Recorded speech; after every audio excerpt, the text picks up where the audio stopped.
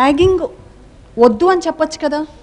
There should be some limit, it should be friendly. దీనికంటే అసలు ragging గురించి ఇంత బాధపడుతున్నారు పేరెంట్స్ కానీ స్టూడెంట్స్ కానీ. కొత్తగా జాయిన్ అయిన వాళ్ళు ఇంజనీరింగ్ కాలేజ్లో అడుగు పెట్టాలంటే ఆ ర్యాగింగ్ అనే పదం వాళ్ళకు ఒక భూతంలా కనిపిస్తుంది.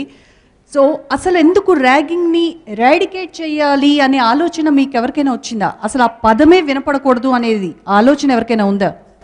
అసలు ర్యాగింగ్ అనే వర్డ్ ఇప్పటి నుంచి యూస్ చేయకుండా ఇంట్రాక్షన్ అనే వర్డ్ అనేది యూస్ చేయాలి. ఎందుకంటే ఫస్ట్ ఇయర్లో ఏ స్టూడెంట్కైనా ఎవరు తెలీదు కాలేజ్లో, అందరూ సీనియర్స్ ఉంటారు కాబట్టి ప్రతి ఒక్క స్టూడెంట్కి భయం అనేది ఉంటుంది. So they are not suppose to interact with any seniors.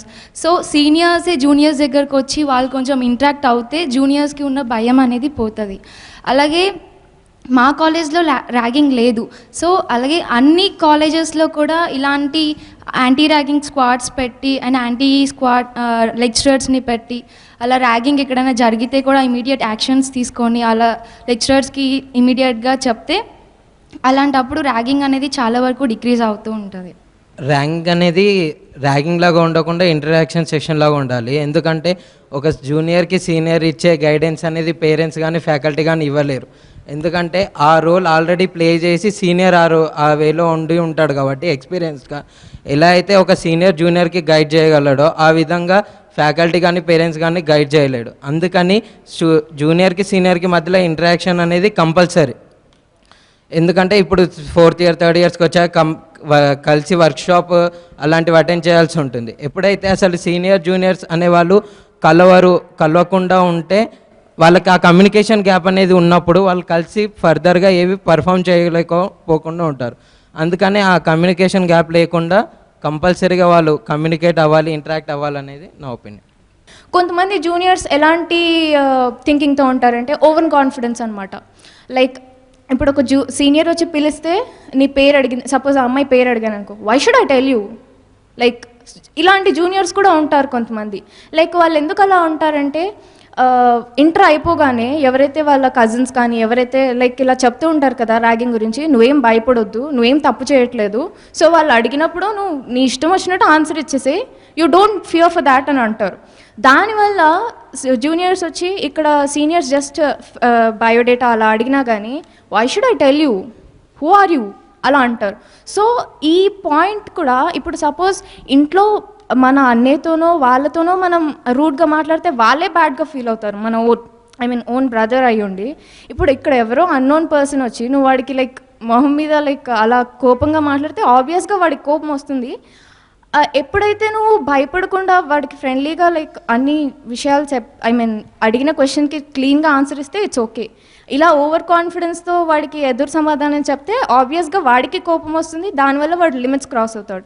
So juniors thinking capacity కూడా ఉంటుంది. వాళ్ళు ఫస్ట్ ఆఫ్ ఆల్ వాడు ఫస్ట్ భయపడకూడదు, నెక్స్ట్ ఓవర్ కాన్ఫిడెన్స్ కూడా ఉండకూడదు. వాళ్ళు యావరేజ్గా మీడియంగా మెయింటైన్ చేస్తూ ఉండాలి. అండ్ ఎవరైనా ఇన్ కేస్ ర్యాగింగ్ సీరియస్గా చేశారు అంటే ఆబ్వియస్గా మనకు తెలిసిపోతూ ఉంటుంది. అది మనమేం చిన్నపిల్లలం కాదు. లిమిట్స్ క్రాస్ చేయడం అంటే పక్కా మనం ఫ్యాకల్టీకి కంప్లైంట్ చేయాలి.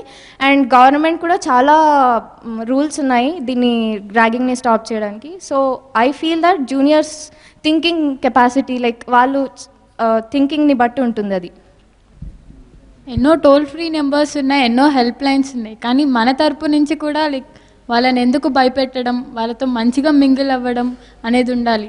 వాళ్ళకి మినీ ప్రాజెక్ట్స్ గురించి తెలీదు, దేని గురించి తెలీదు. మనం వాళ్ళని రైట్ పాత్లో రైట్ వేలో గైడ్ చేయడం మనపైన డిపెండ్ అయి ఉంటుంది. సో మనం ఎలా ఉంటామో లైక్ వాళ్ళ నుంచి కూడా ఆ విధమైన ఇంటరాక్షన్, మంచి యాటిట్యూడ్ చూపించడం, బిహేవియర్ చూపించడం వంటివి కూడా ఉండాలి. యాక్చువల్గా మనకి ర్యాగింగ్ అనగానే గుర్తొచ్చేది ఓన్లీ సీనియర్స్. కాకపోతే ఇక్కడ ర్యాగింగ్లో సీనియర్స్ కన్నా తప్పు చేసేది ఓన్లీ జూనియర్స్. వాళ్ళు ర్యాగింగ్ చేస్తున్నారో ఏం చేస్తున్నారో తెలియకుండా అనవసరంగా మనం సూసైడ్ చేసుకుంటాం. దానివల్ల మనకి పేరెంట్స్కి ప్రాబ్లం. సో ఒక ఎవిడెన్స్ ఏం దొరకదు, మనల్ని ఎవరు ర్యాగ్ చేశారు, ఎవరు టీజ్ చేశారు, వాళ్ళకి పనిష్మెంట్ సరిగా ఇవ్వలేకపోతున్నాం. ఎందుకంటే వాళ్ళు ఎవరు చేశారో మనకు తెలియదు. మనం బ్రతికి చెప్తేనే కదా ఎవరు చేశారో మనకు తెలిసేది. సో ఎవరు సూసైడ్ చేసుకోకుండా వాళ్ళు ఎవరు మనల్ని ర్యాగ్ చేస్తున్నారో వాళ్ళు సివియర్ పనిష్మెంట్స్ ఇస్తే వాళ్ళకి చాలా బెటర్. మనం చనిపోయినంత మాత్రాన ర్యాగింగ్ బ్యాన్ అయిపోతుంది. చనిపోతూ పోతుంటే పాపులేషన్ రెడ్యూస్ అవుతుంది కానీ ర్యాగింగ్ రెడ్యూస్ అవ్వదు.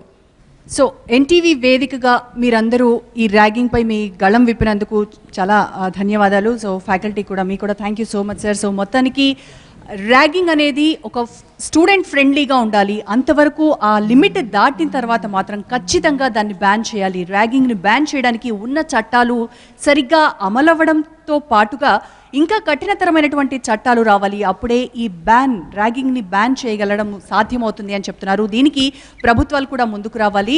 అండ్ మోరోవర్ కాలేజ్ మేనేజ్మెంట్ అలాగే ఫ్యాకల్టీ స్టూడెంట్స్ వీళ్ళందరూ కూడా ఇప్పుడున్న పరిస్థితుల్లో జరుగుతున్నటువంటి సంఘటనలపై వీళ్ళు కూడా సీరియస్గా దృష్టి సారించి ఈ ర్యాగింగ్ అనేది బ్యాన్ చేస్తారు. అటువంటి ఆలోచనతోనే వీళ్ళందరూ ముందుకొస్తారని ఆశిద్దాం. ఇది ఇవాల్టి ఎన్టీవీ చేపట్టిన బ్యాన్ ర్యాగింగ్ పై special discussion. Stay tuned to NTV.